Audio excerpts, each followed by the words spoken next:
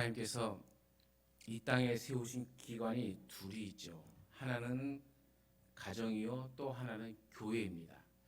이 둘은 인간이 살아가는데 꼭 필요한 이 장소이죠. 가정은 육신으로 이 땅을 살아가는데 소중한 곳이고, 교회는 영생을 얻는데 반드시 필요한 곳입니다. 그래서 이 둘은 어느 것 하나 소홀히 할 수가 없죠. 우리가 알아야 할 것은 가정은 하우스가 아니듯이 교회는 또한 건물이 아니란 얘기입니다. 하나님이 건물을 가정이라 말하지 아니하셨고, 또한 건물을 교회라 이렇게 칭하지도 아니하셨죠. 이 가정이 혈육으로 이어진 것이라면 교회는 믿음으로 이루어지는 곳이 교회입니다. 요한계시록에 보면 하늘에서 내려오는 신부가 신랑을 위해 단장한 것 같은 이 온갖 보석으로 만든 성이 바로 교회의 이 모습이죠. 그만큼 복되고 그만큼 아름답고 그만큼 하나님께서 사랑하시는 곳, 그것이 바로 교회입니다. 그래서 시편 기자는 시편 133편에 이렇게 노래합니다. 형제가 연합하여 동거함이 어찌 그리 선하고 아름다운고, 머리에 있는 보배로운 기름이 수염 곧 아론의 수염에 흘러서 그 옷깃까지 내림 같고, 헐몬의 이슬이 시온의 산들에 내림 같도다. 거기서 여호와께서 복을 명하셨나니 곧 영생이로다. 이런 아름다운 교회를 하나님은 꿈꾸셨고, 그 아름다운 교회를 만들기 위하여 오늘 우리를 현곡교회로 보내주신 줄로 믿습니다. 오늘 본문 사무엘상 19장은 다윗이 요나단과 미갈의 도움으로 사울을 피하여 도피하여서 간 곳, 그 도피한 곳이 바로 라마였음을 이야기해주고 있죠. 이 라마는 사무엘의 고향이기도 하며, 또 사무엘이 길갈과 미스바와 이렇게 순회 공연을 할 때에 길갈, 베델, 미스바, 그리고 이 순회 공연하면서 항상 마지막으로 머무는 곳이 라마였습니다. 또 사무엘이 이제 늙어서 사명을 다 감당하고 머물면서 선지 학생들을 키우는 곳이 바로 라마입니다. 여러분은 삶의 어려움이나 절박한 상황이 오면 어디로 가십니까? 사람들마다 다르겠지만 어떤 사람은 부모나 스승을 찾아서 위로를 받기도 하고, 또 어떤 사람들은 친구를 만나서 술이나 진탕 먹다가 삶을 비판하고 원망하는 사람도 있을 것이고, 아니면 권세자들이나 정치가들을 힘을 빌려서 어떻게 해서든지 난국을 자기 힘든 것을 피해 보려고 하는 편법을 쓰는 사람도 있을 것이고, 온갖 수단과 방법을 가리지 않고 사람들은 자기 마음의 평안을 얻기 위해서 노력하지만 어디서도 참 만족을 이루지 못합니다. 우리가 금방 불렀던 이 찬양, 아주 단순하고 경쾌하게 부르는 찬양이지만 이 찬양을 통해서 가슴에 와닿는 것이 있죠. 사람을 보며 세상을 볼 때 만족함이 없었다. 나의 하나님 그분을 볼 때 나는 만족하였네. 이런 우리는 하나님 한 분으로 만족하는 삶을 사시길 간절히 축원합니다. 인생의 삶에 참 평안과 위로와 도움과 안식을 얻을 수 있는 곳은 하나님뿐이죠. 하나님이 함께 하시는 교회와 또 하나님의 종들이 모여있는 교회에서 참된 위로와 평안을 얻기를 간절히 축원합니다. 교회에 와서 우리가 겪고 있는 문제들을 하나님 앞에 다 내려놓고 기도하며 하나님의 종들과 의논을 하며 기다리면 하나님께서 그때 필요에 따라 지혜를 주시고 피할 길을 내시며 형통한 길로 우리를 인도하여 주실 줄로 믿습니다. 그래서 시편 기자는 시편 46편 1절에서 이렇게 노래합니다. 하나님은 우리의 피난처시요 힘이시니 환난 중에 만날 큰 도움이시다. 144편 2절에서는 여호와는 나의 인자시요 나의 요새시요 나의 산성이시요 나를 건지는 자시요 나의 방패시요 나의 피난처시요 내 백성을 내게 복종케 하시는 자이시로다. 다윗은 위기에 처했을 때에 그래서 찾아간 사람이 사무엘을 찾아갑니다. 여러분, 사무엘을 왜 찾아갔겠습니까? 이 다윗이 사무엘을 찾아간 이유는 여러 가지가 있겠지만 이 다윗이 사무엘을 찾아간 그 모습을 보면서 우리도 배워야 될 것이 있어요. 그것은 다윗이 사무엘을 찾아간 그 첫 번째 이유는 사울의 살해 음모로부터 자기의 신변을 보호받기 위해서 간 것이고요. 두 번째로는 앞으로 자신이 어떻게 하면 좋겠냐, 이 선지자의 대답을 듣기를 원했던 것이죠. 사울이 적어도 사무엘을 하나님의 선지자로 존중하고, 만약 존중한다면 사무엘 있는 곳까지 군대를 이끌고 쳐들어와서 자기를 죽이려 하지는 않을 것이다 라는 생각이 또 있기도 했죠. 그러나 무엇보다도 이 세 번째 이유가 가장 큽니다. 사무엘과 사울은 개인적으로 친했어요. 교제가 있었다는 얘기입니다. 다윗이 자신의 도피처로 사무엘의 고향 라마를 쉽게 선택한 것은 사무엘과 다윗 사이에 개인적인 교제가 자주 이루어지고 있음을 보이는 거죠. 한 번도 안 찾아가다가 아는 척도 안 하다가 내 힘들고 어려울 때 찾아가면 누가 반겨줍니까? 안 반겨줄 거죠. 20년 30년 동안 아무 소식 없다가 자기 사업 망했다고 돈 1억만 빌려줘 그러면 빌려주겠어요? 늘 친분이 있고 가까이 있는 사람, 그래서 위로를 받을 수 있는 사람. 적어도 다윗은 사무엘과 그런 개인적인 친분이 있었다는 것이죠. 오늘 우리 교회도 이와 같은 친분이 서로가 있어야 됩니다. 교회만 나와서 예배만 딱 들어 싹 집에 가고 아무런 교제가 없어서는 안 된다는 것이죠. 어려울 때 도울 수 있고 또 힘들 때 내가 도울 수도 있고 도움 받을 수도 있고, 이것이 교회죠. 이 교회의 모습이 아름다운 모습입니다. 어쨌든 이 자초지정을 고하고 사무엘과 함께 라마의 나요스로 가서 다윗은 거하게 되어집니다. 오늘 본문에 나타난 라마 나요, 이것은 어떻게 보면 오늘 우리 교회의 현실을 의미해 주는 것도 아니겠습니까? 아니면 우리 교회가 어떤 방향으로 가야 될지를 너무나도 잘 보여주는 이 모습이 아닐까, 그런 생각을 해봅니다. 이 라마나요스의 모습을 여러분 생각해 보십시오. 이 라마나요스는 오늘 본문을 쭉 읽어보세요. 그 나타난 증거가, 그 첫 번째가 성령의 역사가 일어나는 교회에 있다는 거예요. 성령의 역사. 사무엘을 비롯한 선지자들이 예언을 하고 다윗은 거기서 평안을 얻고 사울이 보낸 군사들도 변하여서 성령이 충만해서 예언하고 사울조차도 다윗을 죽이려고 왔다가 성령에 사로잡혀 예언을 하는 곳. 성령이 충만한 교회. 누구든 라마나요스에 들어가기만 하면 성령의 감동을 받고 변화가 이루어지는 정말 기적이 일어나는 교회가 라마나요스입니다. 사울과 그 군사들이 적대감을 가지고 왔어도 그들 모두 다 하나님의 영을 받아서 예언을 했다, 이렇게 얘기합니다. 우리 한국교회도 누구든지 우리 교회당에 들어오기만 하면 변화를 받는 그런 교회, 하나님의 위로하심이 있는 교회, 마음의 평안을 얻는 그런 교회, 그런 교회가 되어야 될 줄로 믿습니다. 우리 교회 앞마당만 지나가도 은혜를 받는 그런 교회가 되는 것이 제 간절한 기도입니다. 오늘 우리가 어떤 모습으로 이 자리에 왔든지 우리 모두는 다 성령을 받아서 하나님의 귀하게 쓰시는 하나님의 일꾼들이 되시기를 간절히 축원합니다. 두 번째 교회는 쉼이 있는, 안식이 있는 교회입니다.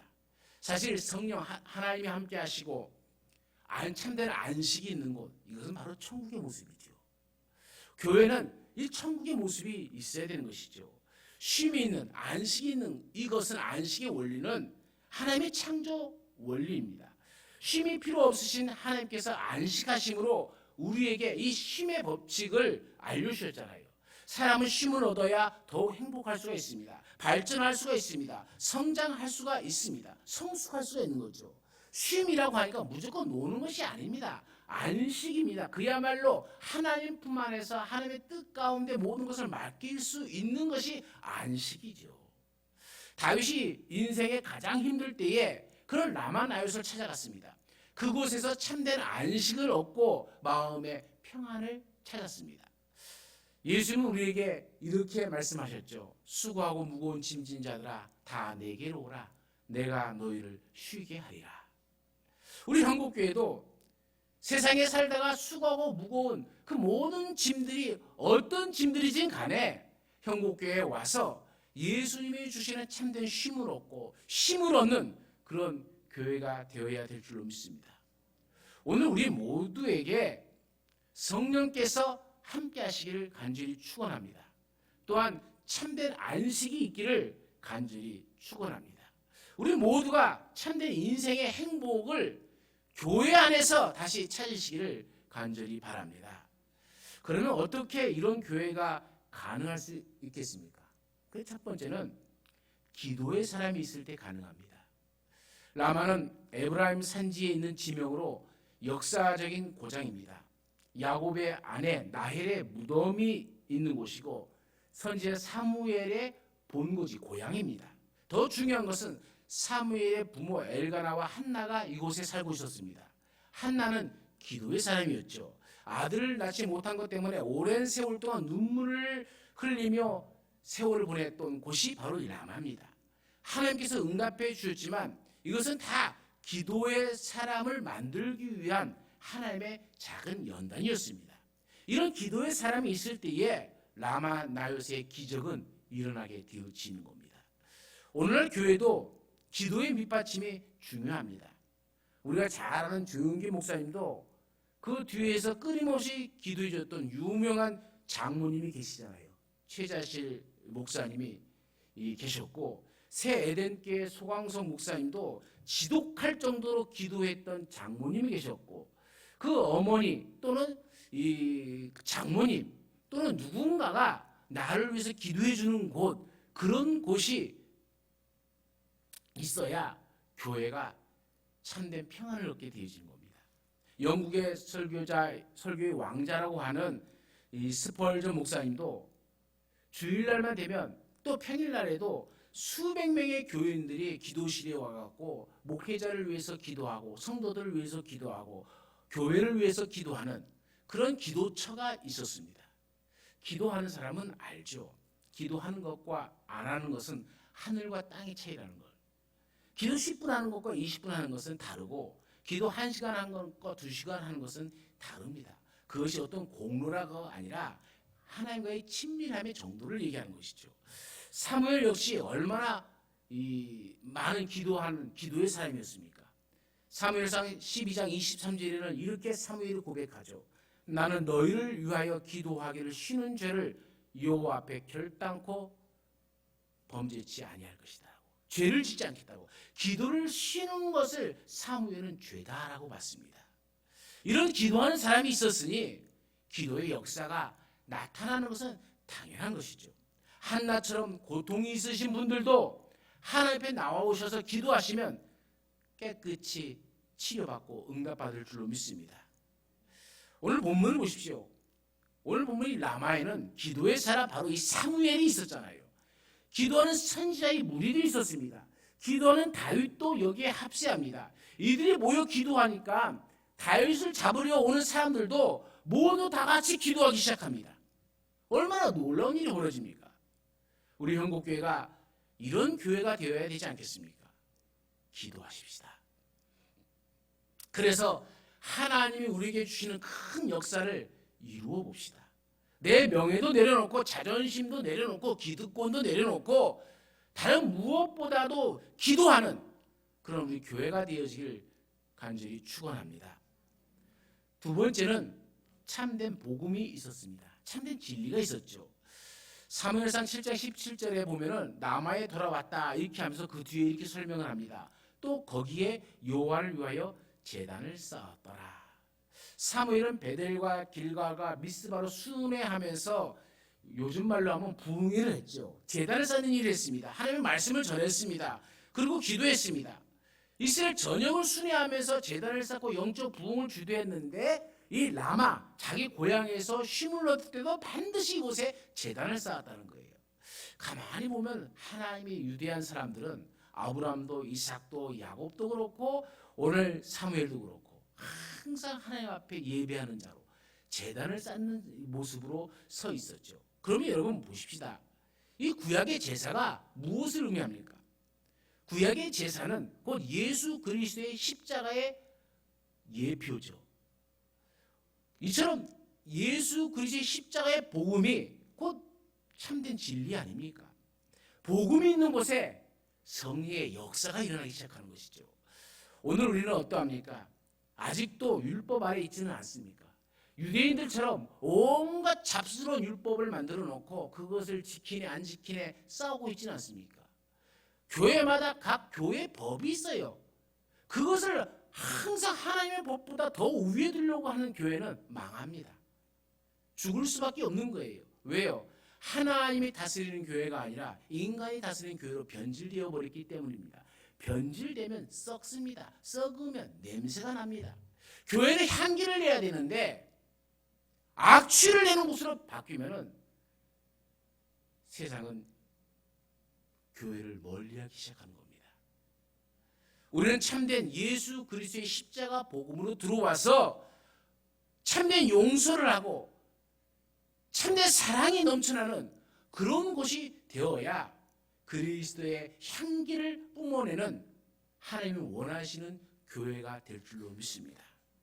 사무엘상 12장 23절에서 이렇게 얘기합니다. 선하고 의로운 도로 너희를 가르칠 것이다. 바른 진리가 있었다는 얘기죠. 바른 복음, 바른 진리여야 됩니다. 예수님 말고 다른 것이면 안 됩니다. 바알과 아셀의 제사장들이 수백 명이 모여 기도했지만 거기에는 불이 임하지 않습니다. 요즘 들어 이단들이 자꾸 다른 이름을 전하죠. 자기 인간 교주의 이름을 부르기도 하고 아무리 온갖 수단과 방법을 가리지 않고 달려들어도 열심히 해도 거기에는 성령이 임하지 않습니다. 어떤 분들이 가끔 그래요. 그런데 왜 이렇게 부흥돼요? 이단들은 왜 이렇게 많아요? 그건 성령의 역사가 아니라 악령의 역사죠. 그 속임수에 넘어간 사람들이 많아질 뿐이지 그것을 성령의 역사라고 말하지는 않습니다. 전에 우리나라의 대통령 후보로 출마를 했던 허아무개 씨 있죠? 잘 모르시네? 자기가 공중부양한다고 하는 사람. 자기의 이름을 부르면 모든 질병이 낫는다고 떠들어댔던 사람. 아무리 그 사람 이름 불러봐도 성령은 임하지 않습니다. 악신이 임할지 몰라도 성령은 그런 곳에 임하는 것이 아닙니다. 조그만 진리가 달라도 성령은 역사하지 않아요. 자꾸 인간들의 속임수만 있을 뿐입니다. 이것이 우리가 교회가 계속적으로 오늘날에 이르기까지 오면서 수없이 겪었던 일인데 수없이 속아 넘어가는 사람이 많다는 거예요. 겸손히 쓰임받기를 기다리는 자세가 아니라 내가 능력받아서 세상을 바꾸고 큰 인물이 되겠다라고 기도하면 하나님이 그런 사람 능력을 주시지 않아요. 수많은 세월 부르짖어도 교만하면 하나님이 주시지 않는 겁니다. 주님이 우리를 쓰시는 것이지 우리가 큰 인물 되려고 하면 안 된다는 얘기입니다. 여호와의 영이 임한 이 라마 나옅은 바른 진리가 있었습니다. 복음이 있었습니다. 오늘 우리도 바른 복음 가운데 진리 가운데 서야 될 줄로 믿습니다. 여러분 세상의 사조에 빠지지 마세요. 뭐 동성연애다, 자유연애다, 공산주의다, 민주주의다 이런 게 다 진리 아닙니다. 진리는 하나님의 말씀 외에는 없어요. 그런데 우리는 내게 이로우면 진리고 내게 불리하면 진리가 아니라고 생각하는 거예요. 오직 진리는 내게 이익이 되든 이익이 되지 않든 하나님 말씀 외에는 진리가 없습니다. 이것을 우리가 분명히 알아야 되고요. 두 번째는 전통의 또 규례, 율례도 기독교의 진리는 아닙니다. 우리가 율법은 필요하지만 율법의 능력으로는 구원을 얻을 수 없습니다.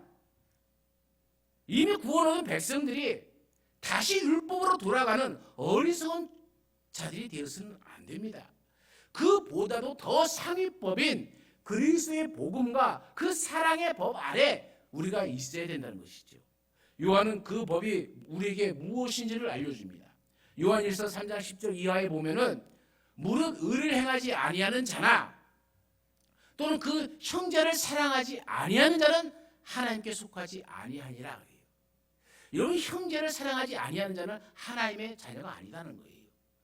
여러분 깊이 생각하셔야 됩니다. 여기 형제는 너에게 잘하는 형제를 의미하는 것이 아니에요. 모든 형제를 말하는 겁니다. 그리스도 예수 안에서 함께 하나님을 찬양하는 모든 형제들을 사랑하지 아니하는 자는 하나님께 속하지 아니하였다라고 분명히 얘기하고 있습니다. 요한일서 4장 12절에도 어느 때나 하나님을 본 사람이 없으되 만일 우리가 서로 사랑하면 하나님이 우리 안에 거하시고 그의 사랑이 우리 안에 온전히 이루어지니라. 하나님의 역사가 어느 곳에 나타나느냐? 우리가 서로 사랑하는 공동체가 되어질 때에 하나님의 놀라운 역사가 일어난다는 것이죠. 베드로는 우리에게 이렇게 당부합니다. 무엇보다도 뜨겁게 서로 사랑할지니 사랑은 허다한 죄를 덮느니라. 우리가 사랑하면 그 증거가 뭡니까? 허다한 죄, 원망될 만한 모든 것들을 다 덮어주는 겁니다. 다 덮어야죠. 그거 들춰내면 악취만 납니다. 그거 들춰내면 싸움밖에 일어나는 것이 없습니다. 세상은 우리 가운데 네가 똑똑해 라고 유혹하지만 네가 맞아 라고 달콤한 말로 우리를 의롭다 얘기하지만 하나님 앞에 의로운 자는 아무도 없습니다. 무엇보다도 여러분 서로 사랑해서 하나님의 온전함이 우리 가운데 나타나기를 간절히 축원합니다. 또한 세 번째는 세상의 생각에 빠져서도 안 돼요. 좀 더 놀자, 좀 더 자자, 좀 더 즐기자. 이게 세상이 추구하는 것이죠. 세상은 쾌락을 따라갑니다. 그런데 거기에 그리스도인들이 같이 따라가면 안 된다는 얘기죠.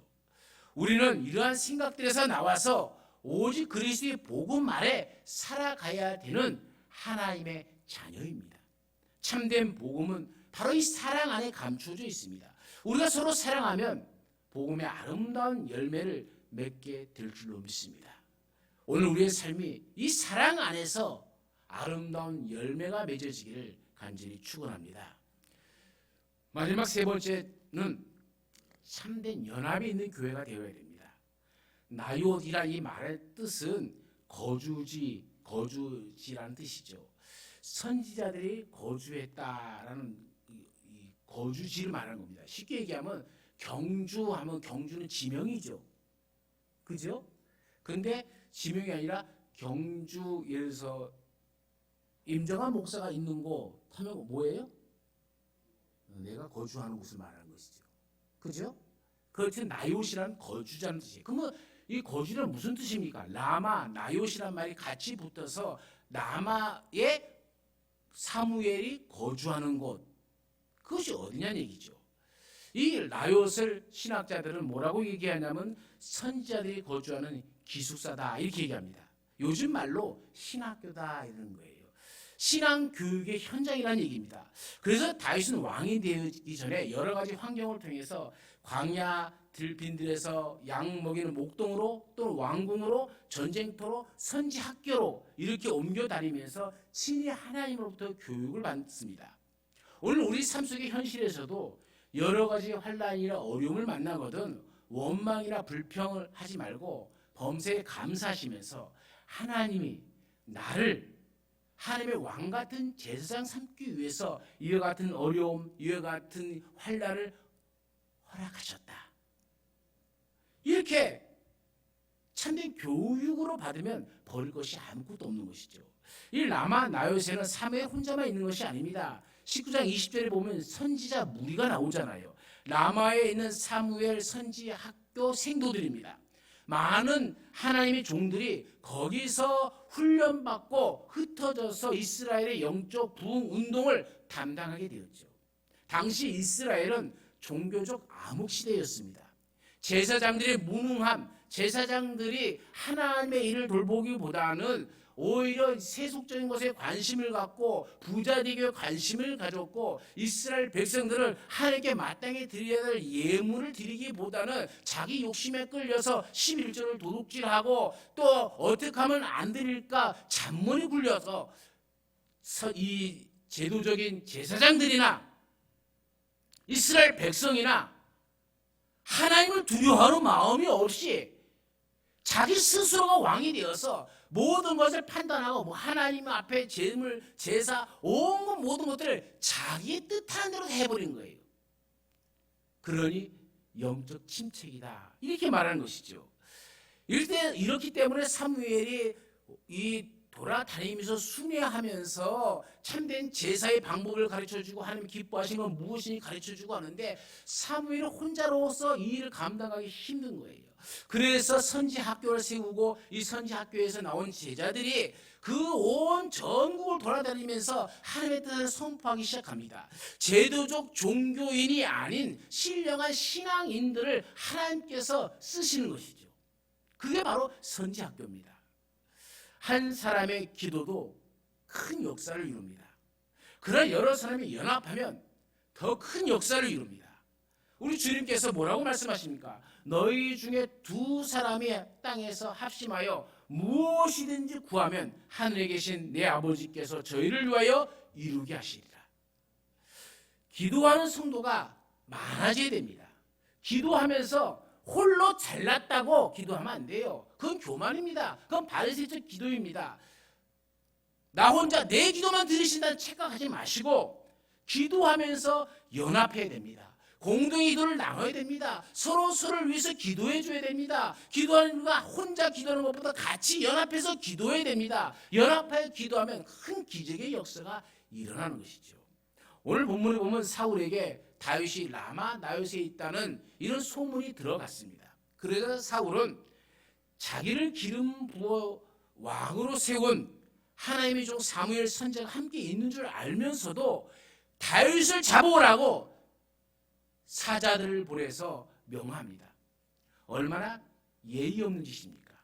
은혜를 망각한 자의 삶입니다.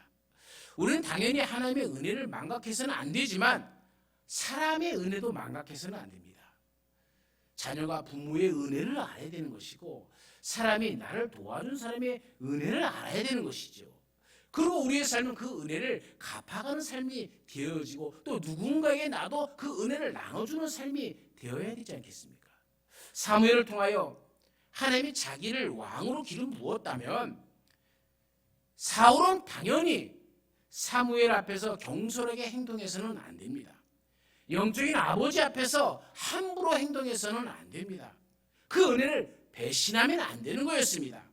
하지만 사울이 하나님의 은혜를 잊어버리고 교만하여 죄를 짓고도 회개하지 않습니다. 하나님께 버림받은 자의 특징이 회개하지 않는다는 거죠. 하나님께 버림받았으니 악신이 그에게 들어옵니다. 그의 생각을 주장합니다. 하나님의 뜻을 따르는 것이 아니라 이제는 세상의 전통을 따르고 이 세상의 모든 생각이 멈춰버리고 그 사상에 물들어갑니다. 그래서 이렇게 잔인무도하고 버릇없고 은혜를 잊어버린 부도덕한 일들을 서스름없이 행하는 겁니다. 은혜를 잃어버린 자의 삶은 미친 자의 삶이다. 이렇게 얘기합니다. 성령이 감동되어 일하는 충성된 신하 다윗을 시기하고 미워하고 죽이려고 하는 이유가 뭡니까? 미쳤기 때문이죠. 자신에게 기름 부어 세운 하나님의 종 사무엘을 무시하고 배반하고 그곳을 피신한 다윗을 잡으려고 그것도 한 번만 보내는 것이 아니라 오늘 보면 3번을 전령들을 보내잖아요. 얼마나 미친 짓이고 은혜를 잃어버린 자의 삶입니까? 또 일이 성사되지 않자 이제 내가 다윗을 잡아 죽이겠다고 친히 자기가 라마 나요새까지 쳐들어오지 않습니까? 악령이 주장하면 생각하는 모든 것이 악하고 나타나는 결과가 악할 뿐입니다.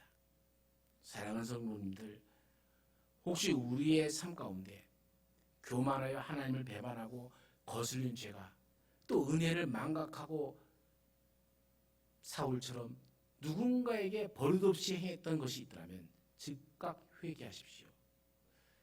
악령으로 나를 주장하지 못하도록 하는 것은 회개밖에 없습니다. 혹시 또 누구한테 잘못한 일이 생각나거든 여러분 용서를 먼저 구하십시오. 그것이 그리스도의 삶입니다. 복 있는 자들은 악인의 길을 따르지 아니한다라고 얘기하고 있지 않습니까? 우리의 삶 가운데 하나님의 뜻에 거슬린 죄가 생각나거든 즉시 회개해야 됩니다. 그것밖에 없습니다. 회개하고 하나님의 도움을 받기를 기도하면 하나님께서 성령을 우리에게 부어주시오 우리로 우리의 삶을 아름답고 복되게 만들어 주실 줄로 믿습니다. 오늘 말씀을 보세요. 사울이 보낸 사자들이 선지자 무들이 예언하는 것과 그들이 통솔하는 사무엘을 볼 때에 하나님의 신이 사울이 이 사자들에게 임하여 그들도 예언을 했습니다. 한 번만 한 것이 아니라 또 보냈더니 또 그들도 또 보냈더니 또 그들까지도 하나같이 하나님의 영이 임하여서 정말 황홀경에 빠져서 그 은혜 가운데 모두가 다 천사의 모습처럼 기도하는 자의 모습이 되어졌죠. 성령이 임하니까 놀라운 일이 벌어지잖아요. 원수가 친구로 변합니다. 사람의 눈치를 살피던 사람들이 이제 하나님의 눈을 살피는 역사가 일어나기 시작합니다. 참된 연합이 일어나고 있습니다. 하나님의 선하신 일들이 이 무리 가운데 일어나고 있습니다. 이 정도면 하나님께서 이 일을 막으시고 다윗을 돕는다는 사실을 깨달아야 될 터인데 사울은 깨닫기는커녕 오히려 다윗을 잡기 위해서 자기가 직접 이곳에 쳐들어옵니다. 사울이 라마 나요스에 이르자 예언을 하며 왕이 온 목적과 왕의 권리도 다 잊어버리고 종야를 옷을 벗은 채 쓰러져 누워 예언하는 모습으로 바뀌어집니다.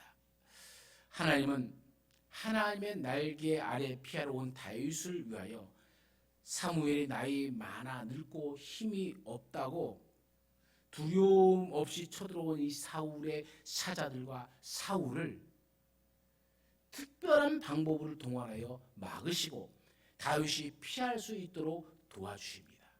하나님이 세우시는 자는 하나님이 보호하십니다. 오늘 우리에게도 이와 같은 하나님의 보호하심이 있기를 간절히 축원합니다. 오늘날 급변하는 이 사회 문화 속에서 아무리 힘없고 무능하게 내 자신이 느껴질지라도 하나님을 믿으십시오. 하나님께 도움을 구하십시오. 하나님의 날개 그늘 아래 피하십시오. 그리하면 다윗을 사울의 손에서 구원하시고 에스더와 모르드게를 하만의 손에서 건져주셨고 다니엘을 사자굴 속에서 지켜주신 하나님께서 특별한 모든 방법을 동원해서라도 분명히 여러분을 위하여 피할 길을 내어주시고 도와주실 줄로 믿습니다. 오늘 이 은총이 이 하나님의 도우심이 오늘 우리 가운데 있기를 간절히 축원합니다. 하나님 아버지, 하나님의 날개 그늘 아래 피한 다윗을 하나님께서 지켜주시고 보호하여 주셨습니다.